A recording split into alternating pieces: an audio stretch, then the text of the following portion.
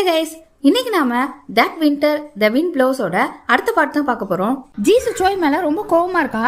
சோய் பணத்துக்காக தான் வந்திருக்கான்றது அவளுக்கு கன்ஃபார்மா தெரிஞ்சுட்டு, இதுல வேற அவன் கொடுத்த டேப்லெட் கருணை கொலை செய்யற மருந்துன்னு தெரிஞ்சதும் அவன் மேல ரொம்ப கோவமா இருக்கா. சோயும் ஓகே நான் இங்க இருந்து போயிடுறேன்னு அவகிட்ட சொல்றான். அப்ப ஜீசு அவ்வளவுதான்ல சரி போன்னு கோவமா போறா. அப்போன்னு வேற தலைவலி வர ஆரம்பிச்சுட்டு தடுமாறுறா. சோய் வந்து பிடிக்க என்னை விடு நீ போ அப்படின்னு சொல்லி அவனை தள்ளி விட்டுட்டு நடக்க பாக்குறா. அவளுக்கு மயக்கமா வருது, அவளால் நிக்கவே முடியல. அப்படி சோய் மேலேயே மயங்கி விழுந்துட்டா. சோய் ரொம்ப பதட்டமாயிட்டான். உடனே பார்க்குக்கு போன் பண்ணி டேய் உடனே வண்டி எடுத்துட்டு வா அப்படின்னு கூப்பிட்டு பார்க் சோய் மூணு பேருமே ஜீசுவா ஹாஸ்பிட்டலுக்கு கூட்டிட்டு போறாங்க. இன்னொரு பக்கம் செக்ரட்டரி வாங்க ஒரு ரெஸ்டாரண்ட்ல வெயிட் பண்ணிட்டு இருக்காங்க. அங்க இந்த சாரா பொண்ணு வரா. வந்து அவங்க கிட்ட உட்காரவுமே அவங்க இருந்துட்டு அவனுக்கு 60 கோடி கடன் இருக்குல்ல, அதனாலதான் ஜீசுக்கு ஆபத்துன்னு சொன்னியான்னு கேக்குறாங்க. இந்த சாரா ஏற்கனவே அவங்ககிட்ட பேசிருப்பாள்ல சோயால ஜீசுக்கு ஆபத்துன்னு, அதை பத்தி தான் கேக்குறாங்க. அது மட்டும் இல்லாம அந்த கடன் அவனுக்கு எப்படி வந்துச்சுன்னு கேக்குறாங்க. இந்த சாரா பொண்ணு நல்லா போய் சொல்லுது. அவன் சரியான கேம்ப்ளர், அவனுக்கு காசு கொடுக்கறதுக்குன்னு ஒரு ஸ்பான்சர் இருந்தாரு, அவர்கிட்ட இருந்தா 60 கோடி அடிச்சிட்டான். திருடின காசு கொடுக்க வேண்டிய நாளும் நெருங்கிருச்சு, அவன் நல்லா வசமா மாட்டிக்கிட்டான்னு எல்லா விஷயத்தையுமே சொல்றா. அவன் ஜீசுவோட அண்ணன்றதே எனக்கு நம்பிக்கை இல்லைன்னு செக்ரட்டரி வாங்க சொல்றாங்க. அது மட்டும் இல்லாம அவன் எங்க வளர்ந்தான்லாம் கேக்குறாங்க. இந்த சாரா பொண்ணு முதல்ல ஹோப்னு ஒரு ஆர்ஃபனேஜ் பேர் சொல்ல வரா, அப்புறம் இல்ல ஃப்ரூட்ஃபுல் ஆர்ஃபனேஜ்ல தான் வளர்ந்தான் அப்படின்னு சொல்றா. அதே நேரம் செக்ரட்டரி வாங்க பார்க்க லாயர் ஜங்கு வந்துடுறாரு. உடனே இவங்க சாராவை அனுப்பி வச்சுட்டு லாயர் ஜங்கு கிட்ட பேச ஆரம்பிக்கிறாங்க. அவரும் இந்த பொண்ணு இங்க வந்துட்டு போறான்னு கேக்குறாரு. அவங்க அதுக்கு என்ன பதில் சொன்னாங்கன்றது நமக்கு காட்டல. இப்ப அப்படியே அங்க ஹாஸ்பிட்டல்ல தான் காட்டுறாங்க. அங்க ஜீசுக்கு டெஸ்ட் எடுத்து பார்த்துட்டு டாக்டர் அவளோட நிலவரத்தை சொல்றாங்க. அவளுக்கு திரும்ப பிரெயின் டியூமர் வந்துருச்சு, ஆபரேஷன் பண்ணியே ஆகணும்னு சொல்றாரு. அதே நேரம் இந்த டானோட அக்கா உள்ள வராங்க. டானோட அக்காவும் டாக்டர் தானே, இந்த ஹாஸ்பிட்டல்ல தான் வேலை பாக்குறாங்க. இப்ப ஜீசுவை பார்த்த டாக்டரை தேடி அவங்க வராங்க. அவங்க சோயை பார்த்ததுமே கொஞ்சம் ஷாக்கா தான் உள்ள வராங்க. வந்து ஜீசுவோட ஸ்கேன் ரிப்போர்ட் பாக்குறாங்க. அவங்க இதுல ஆபரேட் பண்றதுக்குலாம் வாய்ப்பே இல்ல, என்ன நீ பொய்யான நம்பிக்கை கொடுத்துட்டு இருக்கியா, நீ திருந்தவே மாட்டேன்னு ஜீசுவை பார்த்த டாக்டரை திட்டிட்டு போறாங்க. அதாவது ஜீசுவுக்கு ஆபரேஷன் பண்ணாலும் அவர் பிழைக்க மாட்டான்ற மாதிரி சொல்லிட்டு இருக்காங்க. சோய் அவங்க பின்னாடியே தான் போறான். போய் அவங்கள கூப்பிட்டு நீங்க ஜீசுக்கு ஆபரேஷன் பண்ணுங்கன்னு கேக்குறான். அவங்க தோக்க போறேன்னு தெரிஞ்சுமே நான் அந்த கேம்ல விளையாட மாட்டேன்னு சொல்ல இவனுக்குனா கோவம் வந்துருச்சு. கேமா, ஒருத்தங்களோட உயிர் உங்களுக்கு கேமா, நீங்க எல்லாம் ஒரு டாக்டர் அப்படின்னு கோவமா கத்துறான். அவங்க ஒண்ணு நீ விளையாடுற கேம்பிளிங் மாதிரி டானோட வாழ்க்கையே ஒரு கேம் நினைச்சியா, நீ எல்லாம் மனுஷனா அப்படின்னு சொல்லிட்டு அங்க இருந்து கிளம்புறாங்க. இவனுக்கு என்ன பண்றதுனே தெரியல. அந்நேரம் கரெக்டா மூணு வந்து ஜீசு கண்ணு முடிச்சிட்டான்னு சொல்றா. இவனும் வேகமா ஜீசுவை பார்க்க ஓடுறான். இப்ப செக்ரட்டரி வாங்கையும் லாயர் ஜங்கையும் தான் கட்டுறாங்க. இந்த பிஎல் குரூப்போட கம்பெனி தான் ஹைன்சு கார்பரேஷன் போல, அது இப்ப தற்காலிகமா நிப்பாட்டி வச்சிருக்காங்க. அதை இந்த ஜீசுவோட ஃபியான்சி கைப்பற்ற பாக்குறான். அத லாயர் ஜங் சொல்ல அதை பத்திலாம் எனக்கு எதுவும் தெரியாது, தெரிஞ்சிருந்தா நானே விசாரிக்க சொல்லிருக்க மாட்டேன்னு சொல்ல ஷேர் ஹோல்டர்ஸ் நீங்க தான் இதுக்கு பின்னாடி இருக்கீங்கன்னு நினைக்கிறாங்க. அடுத்த சேர்மனா இன்னொரு டைரக்டரா நியமிக்கணும்னு பேசிக்கிறாங்க அப்படின்னு சொல்ல செக்ரட்டரி வாங்கலாம் கோவம் வந்துருச்சு. அப்ப ஜீசு அவன் நிலைமை என்ன, என் மேல இந்த மாதிரி பழி போடுறதுக்கு காரணமே ஜீசுவை ஈஸியா அட்டாக் பண்ணிடலாம், எதுக்கு இப்பெல்லாம் பண்றாங்க அப்படின்னு சொல்ல அந்த டைரக்டர் நம்ம சேர்மனுக்கு ரொம்ப நம்பிக்கையான ஆளு அப்படின்னு சொல்லும்போது அப்ப நான் நம்பிக்கை இல்லாத ஆளா, அதை எப்படி அவங்க இப்பெல்லாம் பண்றாங்கன்னு சொல்லும்போது லாயர் ஜங்கும் கம்பெனிக்கு இதுதான் பெஸ்ட் நினைக்கிறாங்க.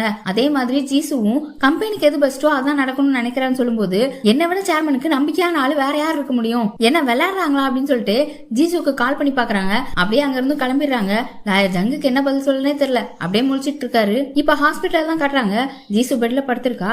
சோய் அவளை பார்க்க வரான். அப்போ அவன் வர சத்தத்தை கேட்டே அவன் தான் கண்டுபிடிச்சிட்டு நீ இன்னும் போகலையா, போக போறேன்னு சொன்ன, உனக்கு என்ன கண்ணு தெரியும், நீ வார்த்தைகளை ஆயுதமாக்கி எனக்கு எதிராக திருப்புற அப்படின்னு சொல்ல அவனுக்கு என்ன பண்றதுனே தெரியல. அமைதியாவே அவளை பார்த்துட்டு இருக்கான். டாக்டர் என்ன சொன்னாங்கன்னு கேட்கும்போது பிரெயின் டியூமர் திரும்ப வந்துருச்சு, ஆபரேஷன் பண்ணா சரியாயிரும் அப்படின்னு ரொம்ப சோகமா சொல்றான். அவ ஒண்ணு ஆபரேஷன் பண்ணா சரியாயிரும் எவ்வளவு ஈஸியா சொல்லிட்ட அப்படின்னு சொல்ல உனக்கு அழுக வந்ததுனால அழு, ஒன்னும் தப்பு இல்லைன்னு சொல்லி அவ முன்னாடி சொன்னதை வச்சு சமாதானப்படுத்த பாக்குறான். ஆனா அவ அதெல்லாம் ஒண்ணு வரல அப்படின்னு சொல்லிடுறா. அவனுக்கு ரொம்ப கஷ்டமா இருக்கு போல. அவ பக்கத்துல பெட்ல படுத்துக்கிட்டு அவளை ஹக் பண்ணிக்கிட்டு அவ கையை பிடிச்சிக்கிட்டு ரொம்ப அழ ஆரம்பிச்சிட்டான். அவளும் அழுகுறா. ரெண்டு பேரும் அப்படியே அழுதுட்டு இருக்காங்க. அந்நேரம் பார்க்கும் மூணு வந்து கதவை திறந்துட்டாங்க தெரியாம. அப்புறம் அதை பார்த்துட்டு மூணு அங்க இருந்து கிளம்ப பார்க்குக்கு கொஞ்சம் பதட்டமா தான் இருக்கு, இவ கோவத்துல என்ன செய்ய போறாளோன்னு. ஆனா மூணு இதே மாதிரி சோய் இதுக்கு முன்னாடி ஒரே ஒரு தடவை அழுகும்போது நான் பாத்திருக்கேன். ஹீஜு இறந்ததுக்கு அப்புறம் அவ உடம்ப தூக்கி பிடிச்சிட்டு அழுதுட்டு இருந்தான். இந்த ஃபீலிங் என்ன ஃபீலிங்னே தெரியல அப்படின்னு சொல்லிட்டு கடுப்பாங்க இருந்து கிளம்பிட்டா. இப்ப செக்ரட்டரி வாங்குக்கும் இந்த நியூஸ் தெரிஞ்சிச்சு போல. செக்ரட்டரி வாங்கும் லாயர் ஜங்கும் கார்ல வந்துட்டு இருக்காங்க. செக்ரட்டரி வாங்குக்குலாம் அழுக தாங்க முடியல, அப்படியே அழுதுட்டே வராங்க. அப்ப லாயர் ஜங் செக்ரட்டரி கையை பிடிச்சி சமாதானப்படுத்த ட்ரை பண்றாரு. அப்புறம் அப்படியே ஹாஸ்பிட்டலுக்கு வந்துட்டாங்க. அப்புறம் ஜீசு ரூமுக்கு வந்து கதவை திறக்கிறாங்க. உள்ள சோயும் ஜீசுவும் ஒரே பெட்ல படுத்திருக்கதை பார்த்து கொஞ்சம் ஷாக்காக தான் செய்யுது செக்ரட்டரி வாங்குக்கு. ஆனா அவங்க எதுவுமே சொல்லல, அப்படி வெளியில கிளம்பிட்டாங்க. அப்புறம் சோயோட போன்ல மெசேஜ் டோன் வருது. அவன் யாருன்னு எடுத்து பார்த்தா இந்த சாரா தான் மெசேஜ் பண்ணிருக்கா. உனக்கு இன்னும் ஒரே நாள் தான் டைம் இருக்கு, அதுக்குள்ள எல்லா வேலையும் முடிச்சுட்டு வந்துடணும் அப்படின்னு சொல்லி இவன் அதை பார்த்துட்டு பெருசா கண்டுக்கல. அப்படியே போன உள்ள வச்சுட்டான். ஜீசுவும் முடிச்சுதான் கிடக்குறா போல. உனக்கு கம்ஃபர்டபுளா இல்லனா கீழே போய் தூங்கு அப்படின்னு சொல்ல, அதெல்லாம் ஒண்ணும் இல்ல, நாம இப்படியே ஒன்னாவே தூங்கலாம், நான் இங்க இருந்து கிளம்புற வரைக்குமே நாம இப்படியே தூங்கலாம்னு சொல்றான். நீ கிளம்புனதுக்கு அப்புறம் நான் என்ன ஆவேன்னு யோசிச்சு பாக்கல. சரி பரவாயில்ல, உடம்பு சரியில்லாம போறது நல்லதுதான், இந்த மாதிரி தருணம் எல்லாம் கிடைச்சிருக்காதுல அப்படின்னு சொல்லி அவ ஒரு வழியா சமாதானம் ஆயிட்டா. அவளுக்கு இப்ப சந்தோஷம் தான். இப்ப அடுத்த நாள் ஆயிட்டு சோய் அந்த 60 கோடிக்கு என்ன பண்ணலாம்னு யோசிக்காம இப்பெல்லாம் ஜீசுவை பத்தி தான் கவலைப்படுறான். அவ விஷயத்த மட்டும் தான் பாக்குறான்னு பார்க்குக்கு சோய் மேல செம்ம கோவம். என்னதான் நினைச்சிட்டு இருக்க, நீ சாகலான்னு முடிவு பண்ணிட்டியா? இன்னும் உனக்கு 26 நாள் தான் இருக்கு. ஜீசு ஃபியான்சி அவன் கேர்ள் ஃபிரெண்ட் கூட இருந்ததெல்லாம் போட்டோ எடுத்திருப்பாங்கல்ல பார்க்கும் மூணும், அதை வச்சு அவனை மிரட்டி காசை வாங்கிட்டு இங்க இருந்து கிளம்பலாம் அப்படின்னு சொல்லி பார்க்க சொல்றான். ஆனா சோய் அதெல்லாம் அவன் காசு தர மாட்டான்னு சொல்றான். உனக்கு எப்படி தெரியும்? நீ எப்படி அதை சொல்ற அவன் காசு தர மாட்டான்னு? அவன் வீட்டை விக்கட்டும், சொத்தை விக்கட்டும், இல்ல கம்பெனில இருந்து ஆட்டைய போடுவான், இல்ல ஸ்டாக் வைப்பான், எப்படியும் உனக்கு காசு தருவான், அதை வாங்கிட்டு போயிடலாம் அப்படின்னு சொல்ல சோய் இருந்துட்டு செக்ரட்டரி வாங்க எப்படியாவது மறக்க முடியுமான்னு பாக்கலாம், அவங்கள மறக்கலாம்னு சொல்றான். ஆனா பார்க் இதுக்கு ஒத்துக்க மாட்டான். என்ன பேசுறன்னு தெரிஞ்சுதான் பேசுறியா? அவங்களுக்கு எல்லாம் தெரியாதுன்னு நினைக்கிறியா? நீ நடந்துக்கிறது, உன் பார்வை, உன் செயல் எல்லாமே சொல்லுது. இப்ப மரண படுக்கையில கிடக்கிறது ஜீசு இல்ல, நீ தான் சொல்றான். ஆனா அதுக்கு சோய், நான் அதெல்லாம் சாக மாட்டேன், நான் வாழ்வேன், என்ன டான் குத்தி போட்டு போனான், அப்ப நான் வாழ்னேன். உன்னோட அம்மா அப்பா என்ன பெத்த புள்ள மாதிரி நினைச்சாங்க, அவங்கள ஏமாத்தினேன். அந்த குற்ற உணர்ச்சி இருந்தப்போ கூட நான் வாழ்ந்தேன். பச்சை பிள்ளையா இருந்தப்போ என் அம்மா என்ன அவ்வளவு பனிக்கு நடுவுல போட்டு போனாங்க, அப்ப கூட நான் உயிர் வாழ்ந்தேன். ஹீஜு அவ சாகும்போது கண்ணால பார்த்தேன், அதுக்கப்புறமா நான் வாழ்ந்துட்டு இருக்கேன், இன்னமும் வாழ்வேன். எனக்கு அது காரணமும் இருக்கு, எனக்கு நீ இருக்க, 3 இருக்கா. ஜீசுன்னு சொல்ல வரான், ஆனா சொல்லல, அமைதியா இருந்துட்டான். இதுக்கு மேல வாழ்றதுக்கு எனக்கு என்ன வேணும், எனக்கு நிறைய காரணம் இருக்குன்னு சொல்லிட்டு அப்படியே அங்க இருந்து கிளம்பிட்டான். அவன் போனதும் பார்க் திரும்பி பார்த்தா 3 அங்க ஸ்டெப்ஸ்ல தான் உட்காந்துருக்கா. இதெல்லாத்தையும் கேட்டுட்டு தான் இருந்திருக்கா. பார்க்கும் என்ன பண்ணலான்னு போது, நீ நினைக்கிறதுதான் நானும் நினைக்கிறேன்னு சொல்றா. என்னன்னா சோய் விருப்பத்தை மீறி ஜீசு ஃபியான்சியை பிளாக்மெயில் பண்றதுதான். உடனே ஜீசு ஃபியான்சிக்கு இவங்க எடுத்த போட்டோஸையும் அனுப்பிடுறாங்க. அங்க ஜீசு ஃபியான்சி அதை பார்த்துட்டு இருக்கான். அதுல பார்க் அவனோட நேமே போட்டுதான் போடுறான். நான் சோயோட ஃப்ரெண்டு பார்க்கு, எனக்கு 60 கோடி பணம் வேணும், அது ஒரே வாரத்துக்குள்ள அப்படின்னு. இப்ப ஜீசு ஃபியான்சி ஜூன்டே ரெஸ்டாரண்ட்டுக்கு முன்னாடி தான் கார்ல உட்காந்துட்டு இருக்கான். அதே சமயம் அங்க சோயும் வரான். செக்ரட்டரி வாங்க தான் வர சொல்லிருப்பாங்க போல. உள்ள ஏற்கனவே லாயர் ஜங்கு இருக்காரு. இப்ப 4 பேருமே உட்காந்து பேசுறாங்க. செக்ரட்டரி வாங்க என்ன சொல்றாங்கன்னா, இந்த ஹாஸ்பிட்டல்ல வச்சு ஜீசுக்கு ட்ரீட்மெண்ட் பண்ண வேணாம், அவளுக்கு ஏற்கனவே ட்ரீட்மெண்ட் பண்ண டாக்டர் இந்த நாட்டிலேயே சிறந்தவங்க, நான் கண்டிப்பா அவங்களோட ஹாஸ்பிட்டலுக்கு தான் டிரான்ஸ்பர் பண்ண போறேன்னு சொன்னா சோய் அதுக்கு ஒத்துக்க மாட்டான். என்ன ஆனாலும் ஜீசுக்கு இங்கதான் ட்ரீட்மெண்ட் சொல்ல செக்ரட்டரி வாங்க இருந்துட்டு, ஊர் பேர் தெரியாத ஹாஸ்பிட்டல் எல்லாம் என்னால ட்ரீட்மெண்ட் பார்க்க முடியாது, அது மட்டும் இல்லாம நீ யார் இதை சொல்றதுக்கு, நீ என்ன உண்மையான அண்ணன் நான் நம்புறேன்னு நினைச்சிட்டு இருக்கியா? நான் ஜீசுக்காக உன்னை நம்புற மாதிரி நடிச்சிட்டு இருக்கேன் அப்படின்னு சொல்லும் போது, நம்மால என்ன சும்மாவா இருப்பான், நான் மட்டும் உங்களை நம்புறேன்னு நினைச்சீங்களா? நான் ஜீசுக்காக உங்களை நம்பிட்டு இருக்கேன், நீங்க நல்ல கார்டியன், நல்ல ஸ்டெப் மதர், நல்ல வேலைக்காரங்கன்னு அப்படின்னு சொல்ல இந்த வார்த்தை எல்லாம் செக்ரட்டரி வாங்கிக்கு குத்துது. ஜீசுவோட ஃபியான்சி எதிர்றான். அவனை பார்த்து நீ எல்லாம் வாயை மூடிடு, இன்னும் கல்யாணம் நடக்கல, உனக்கெல்லாம் பேசுறதுக்கு உரிமையே கிடையாதுன்னு சொல்லிடுறான். அப்புறம் செக்ரட்டரி வாங்கிட்ட, நீங்க என்ன பத்தி இன்வெஸ்டிகேஷன் பண்ணிட்டு இருக்கீங்களா? நானும் உங்க 2 பேரை பத்தி விசாரிச்சுட்டு தான் இருக்கிறேன். யாராச்சும் ஒருத்தர் மாட்டுவீங்க, ஒருத்தர் இன்னொருத்தர்ட்ட மாட்டினாதான் இந்த விஷயம் ஒரு முடிவுக்கு வரும் அப்படின்னு சொல்லிட்டு கோமாங்கிறது போறான். லாயர் ஜங்கு பின்னாடியே போறாரு. இந்த செக்ரட்டரி வாங்க உடனே ஜீசு ஃபியான்சி பக்கத்துல உட்கார்ந்தான்ல, அவன் மூஞ்சிலே தண்ணி ஊத்திட்டாங்க. இவெல்லாம் ஷாக்கா பாக்குறான். என்ன கம்பெனியை கைப்பற்ற பாக்குறியா? என்கேஜ்மெண்ட் கிடையாது, ஒண்ணும் கிடையாது, எல்லாத்தையும் முடிச்சிடலாம் அப்படின்னு சொல்லிட்டு அவன் அங்க இருந்து போக, இவன் பாவமா சோய் என்ன மிரட்டுறான் அப்படின்னு சொல்றான். செக்ரட்டரி வாங்கும் ஷாக்கா பாக்க, இந்த பக்கம் சோய்க்கு பின்னாடியே லாயர் ஜங்கு போயிட்டு இருந்தார்ல, அவர்கிட்ட சோய் ஜீசுவோட ஃபியான்சியும் அவன் லவ்வரும் இருந்த போட்டோஸ் எல்லாத்தையுமே லாயர் ஜங்கு கிட்ட காமிச்சிடறான். சரி, நீ ஜீசு ஃபியான்சியை நம்பாம இருக்க காரணம் இதுதான், ஆனா செக்ரட்டரி வாங்க ஏன் நம்ப மாட்டேற அப்படின்னு சொல்ல, ஜீசு சின்ன வயசுல இருந்தப்போ அவளுக்கு பிரைன் டியூமர் இருந்ததை செக்ரட்டரி வாங்க சரி பண்ணாங்க.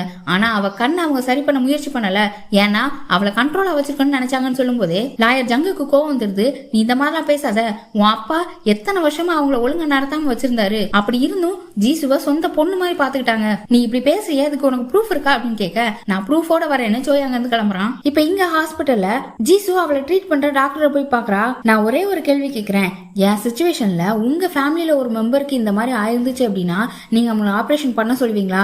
அதுக்கப்புறம் 10-20 கீமோ அட்டன் பண்ணணும், அதெல்லாம் செய்ய சொல்வீங்களா அப்படின்னு கேட்க, அவரும் கண்டிப்பா நான் செய்வேன்னு சொல்லும்போது, அப்போ அப்படி பண்ணா எல்லாம் சரியாயிருமா? இந்த டியூமர் எனக்கு திரும்ப வராதா? நானும் தான் ரொம்ப நாள் வாழ்ந்துருவேனா அப்படின்னு கேட்க, அந்த டாக்டர் கிட்ட பதிலே இல்ல. அவளும் அப்படியே அங்க இருந்து கிளம்பிட்டா. மீரா ஜீசு கிட்ட டாக்டர் என்ன சொன்னான்னு கேட்டா அவன் பதில் சொல்லாம அப்படியே போயிட்டு இருக்கா. இப்ப நம்ம ஜோயை தான் கட்டுறாங்க. அவன் ஜூன்டேவோட ரெஸ்டாரண்ட்ல இருந்து இங்க ஹாஸ்பிட்டலுக்கு நடந்தே தான் வந்துட்டு இருக்கான். பக்கத்துல தான் இருக்கு போல. ஆனா செக்ரட்டரி வாங் இவன் வர்றதுக்குள்ளே ஹாஸ்பிட்டலுக்கு போய் ஜீசுவை அங்க இருந்து டிஸ்சார்ஜ் பண்ணி வேற ஹாஸ்பிட்டல் கூட்டு போறதுக்கு கார்ல ஏத்திட்டு போறாங்க. இவன் நடந்து போயிட்டு இருக்கும்போது தற்செயலா பாக்குறான் ஜீசு போயிட்டு இருக்கா. பின்னாடியே ஓடுறான். ஆனா அவனால பிடிக்க முடியாதுல்ல. ஜீசு கிட்டையும் செக்ரட்டரி வாங் வீட்டுக்கு போறோம்னு தான் சொல்லியிருப்பாங்க போல. அப்புறம் அவளும் வீட்டுக்கு தானே போறோம் அப்படின்னு கேட்க, இல்ல நம்ம எப்பவும் பாக்குற டாக்டரை பார்க்க போறோம், ஹாஸ்பிட்டலுக்கு தான் போறோம் அப்படின்னு சொல்ல ஜீசுக்கு ரொம்ப டென்ஷன் ஆயிடுச்சு. கார் நிறுத்துங்க நிறுத்துங்க அப்படின்னு கத்துறா. ஆனா செக்ரட்டரி வாங் டிரைவர் கிட்ட காரை நிறுத்தாம போக சொல்லிடுறாங்க. செக்ரட்டரி வாங் சொல்றது தானே டிரைவர் கேட்பாரு. அவரும் காரை நிறுத்தல. ஜீசு கோவத்துல ஓடுற கார்ல இருந்து இறங்க பாக்குறா. அப்புறம் டிரைவர் எப்படியோ ஓரம் கட்டிட்டாரு. இவளும் உடனே கதவை திறந்து வேக வேகமா தட்டு திரும்ப நடந்துட்டு இருக்கா. செக்ரட்டரி வாங் பின்னாடியே வந்து அவளை பிடிச்சி செவுட்ல பலான்னு ஒரு அற அரைஞ்சி என்ன பண்ணிட்டு இருக்க நீ அப்படின்னு கத்துறாங்க. இந்த பக்கம் சோய் என்ன பண்றானா, மீரா இருக்கால அவளை பிடிச்சி இழுத்துட்டு போய் காருக்குள்ள ஏற சொல்றான். அவளும் என்னதான் பண்ற அப்படின்னு கேட்கும்போது, நீங்க ஸ்கூல் படிக்கும் போது ஜீசு ஒரு ஹாஸ்பிட்டல்ல பாத்தீங்கல்ல, அப்ப கூட ஒரு டாக்டர் சொன்னாரு ஜீசுக்கு இந்த கண் பார்வை போனதுக்கு காரணம் பிரெயின் டியூமர்ல ஆர்பின்றத. அது எந்த ஹாஸ்பிட்டல் ஞாபகம் இருக்கா அப்படின்னு சொல்ல, அதெல்லாம் உனக்கு எப்படி தெரியும் அப்படின்னு இவ கேக்குறா. நான் ஜீசுவோட டைரியை படிச்சு தெரிஞ்சுக்கிட்டேன். நீ முதல்ல கார்ல ஏறுன்னு சொல்லி அவளை ஏற சொல்றா. செக்ரட்டரி வாங்க்கு எதிராக ஆதாரம் திரட்ட பாக்குறான். இவளும் செக்ரட்டரி வாங்க நினைச்சு பயப்படுறா. ஆனா இவன் கத்துல இவன் மேல உள்ள பயத்துல அவ கார்ல ஏறிட்டா. இனி அடுத்தடுத்து என்ன நடக்க போகுதுன்றத அடுத்த வீடியோல பார்க்கலாம். நம்ம சேனலை இன்னும் நீங்க சப்ஸ்கிரைப் பண்ணாம இருந்தா சப்ஸ்கிரைப் பண்ணிருங்க. அப்படியே வீடியோ பிடிச்சிருந்தா லைக் பண்ணி ஷேர் பண்ணிருங்க. Bye by.